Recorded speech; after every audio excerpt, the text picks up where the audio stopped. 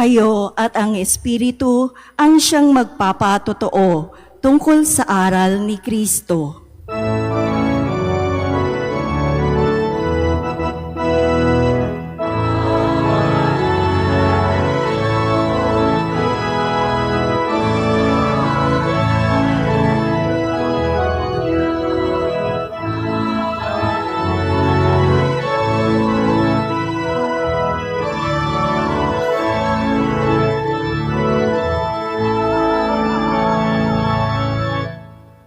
Sumainyo ang Panginoon. At sumayo rin. Ang mabuting balita ng Panginoon ayon kay San Juan. Papuri sa iyo, Panginoon. Noong panahong iyon, sinabi ni Jesus sa kanyang mga alagad, "Ngunit ang patnubay, ang Espiritu ng katotohanan, ang paparito mula sa Ama.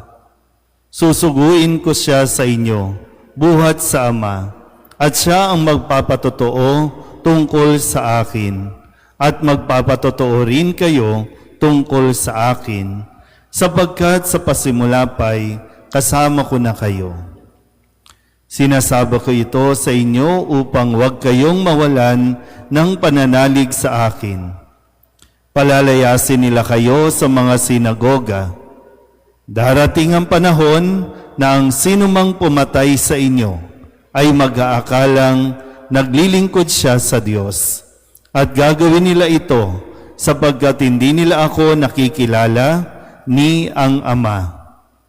Ito'y sinasabi ko sa inyo upang pagdating ng oras na gawin nila, maalala ninyong ipinagpauna ko na ito sa inyo." Ang mabuting balita ng Panginoon. Pinupuri ka namin, Panginoong Hesukristo. Isang magandang gabi po sa inyong lahat. Ngayon po ay Lunes sa ika-6 na linggo ng Pasko ng Pagkabuhay at ating pong ginugunita ang kapistahan ni San Felipe Neri, isang pari. At sa tulong niya naway maintindihan at maunawaan din natin ang mga mensahe na binibigay sa atin ng ating pong Panginoon. Pakatandaan po natin, ang misyon ng mga alagad ay ang magpahayag ng mabuting balita. Yun ang pinaka-misyon. Hindi madali na magpahayag ng mabuting balita, magkakaroon ng mga kontrabida sa buhay, magkakaroon ng mga pagsubok, o hindi ito madali. Sinabi na ito ni Jesus sa kanyang mga alagad bago pa siya tuluyang lumisan sa mundong ito. Kumbaga, sabi, pinagpauna ko na ito para nang sa ganon, kung mangyayari na ito, ay hindi kayo mawalan ng pag-asa o panghinaan man lang ng loob. Naintindihan po ba? Kahit medyo pumuputok-putok ang ating speaker ngayon, no? Pero sana po, no? Kasi yung mga inaakala kasi natin na kapag sumunod tayo kay Jesus, yung bang ang kondisyon natin, dapat walang sakit, dapat walang problema, dapat walang kung ano mang mga nararanasan natin. Kahit nga sa atin ang mga naglilingkod sa simbahan, inaasahan natin, no? Meron tayong expectation na dapat ayahay lang ang buhay natin. Pero hindi ganun. Sinabi na mismo ni Jesus kung kaya yung desisyon na tayo po ay maglingkod sa Kanya ay 100% desisyon natin, buo. Hindi tayo napipilitan, hindi tayo pinilit, at lalong-lalo na hindi tayo dinaya ni Jesus na para bang mayroong mga pangako na, pag sumunod kayo sa akin, monthly meron kayong allowance. Pag sumunod kayo sa akin, kikita kayo, yayaman kayo.